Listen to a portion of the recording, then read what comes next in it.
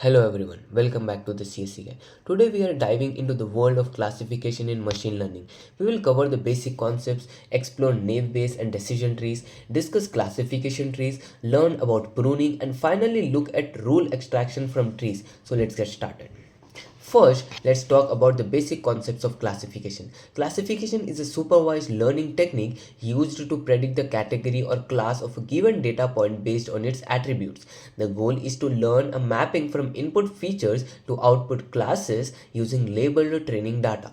For example, if we have a data set of emails labeled as spam or not spam, we can train a classification model to predict the class of new unseen emails. The process typically involves three main steps. First is training. We use a labeled data set to train the model, allowing it to learn the relationship between features and classes. Second, testing. We evaluate the model's performance on a separate test data set to see how well it can predict unseen data. Third, prediction. Finally, we use the trained model to classify new instances based on the features. Common evaluation metrics for classification include accuracy, precision, recall, and F1 score, which helps us understand how well our model is performing. Next, let's explore naive Bayes, a popular classification algorithm based on Bayes' theorem. Naive Bayes is called naive because it assumes that the features are independent of each other given the class label. Despite this simplifying assumption, naive Bayes often performs surprisingly well in practice. The algorithm works as follows.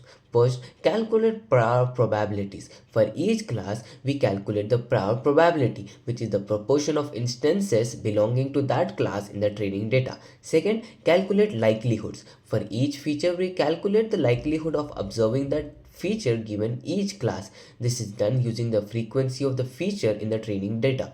Third, applying Bayes' theorem. For a new instance, we calculate the posterior probability for each class using Bayes' theorem and choose the class with the highest probability. Naive Bayes is particularly effective for text classification tasks such as spam detection and sentiment analysis due to its simplicity and efficiency.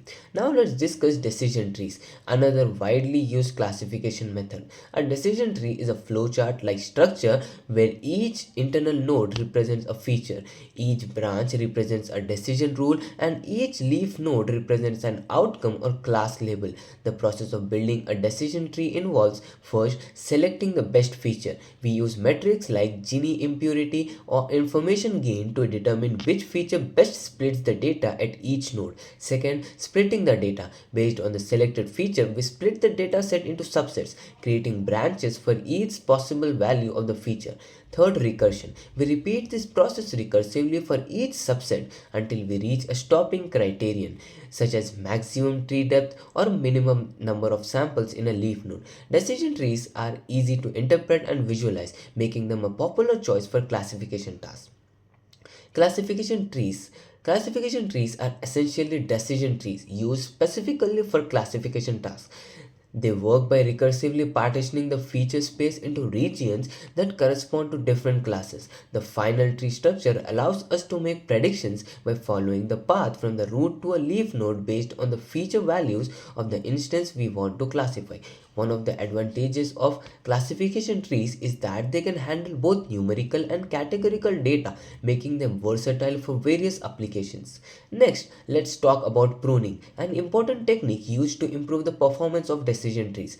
Pruning involves removing branches from the tree that have little importance or contribute to overfitting. Overfitting occurs when the model learns noise in the training data rather than the underlying pattern, leading to poor generalization or unseen data.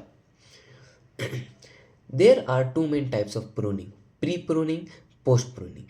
Pre pruning involves stopping the tree growth early based on certain criteria, such as maximum depth or minimum samples per leaf. Post pruning involves growing the full tree and then removing branches that do not provide significant predictive power. By pruning the tree, we can create a simpler model that generalizes better to new data, improving its accuracy and interpretability. Finally, let's discuss rule extraction from trees. One of the benefits of decision trees is that they can easily be converted into a set of rules. Each path from the root to a leaf node can be interpreted as a rule that describes the conditions under which a particular class is predicted. For example, if we have a decision tree that predicts whether a customer will buy a product based on their age and income, we can extract rules like if age less than 30 and income greater than $50,000, then predict buy.